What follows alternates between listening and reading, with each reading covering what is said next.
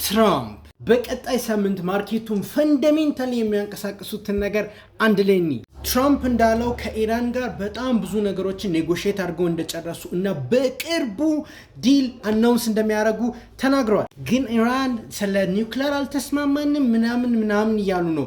ዊ ኦል ኖው ይሄ ነገር 10 ስለተደጋገመ ሌላ ፎልስ ሲግናል ሊሆን ይችላል። ግን የዊኬንድ ማርኬት ቀለል አድርጎ አይደለም ማርኬቱ ኒውሱን የተቀበለው። እንደምትመለከቱት ጎልድ በጣም ነው ሹት ያደረገው። ክሩድ ኦይልም በጣም ወርዷል። ከ3% በላይ ወርታች ነው የወረደው። ሶ ፕሮባብሊ በእርግጥ ቀጣይ ሳምንት ላይ ስትሬት ኦፍ ሆርሙዝ ይከፈታል፣ ዲል ያገኛሉ ተብሎ ይታሰባል። እናም ይሄ ነገር የሚጸድቅ ከሆነ ማርኬቱ is gonna be very chaotic። በቀጣይ ሳምንት ኮር ፒሲኢ እና ጂዲፒ ዋና የኢኮኖሚክ ዳታ ናቸው። እናም ከሰኞ እስከ እሮብ ዕለት ስትሬት ኦፍ ሆርሙዝ ተከፍቶ ኤቭሪቲንግ ኖርማል ከሆነ ወደ ኢኮኖሚክ ዳታ በማየት እናም የዋሩ ኢፌክት ማርኬቱን የሚያንቀሳቅሱ ዋነኛ ኪ ፖይንቶች ይሆናሉ ማለት ነው። እናም እነሱን ዜና በነፃ ከፋይናንሻልቫይብ.ኔት ማግኘት ትችላላችሁ። ሰኞ ማርኬት ፓርሻሊ ዝግ ስለሚሆን የኒውዮርክ አፍተርኑን ሙሉ አይነት አክቲቪቲ ስለሚቆም ለምን እንደሚቆም በስንት ሰዓትና እንዴት ማርኬቱ ሙቭ እንደሚያደርግ ማወቅ ከፈለጋችሁ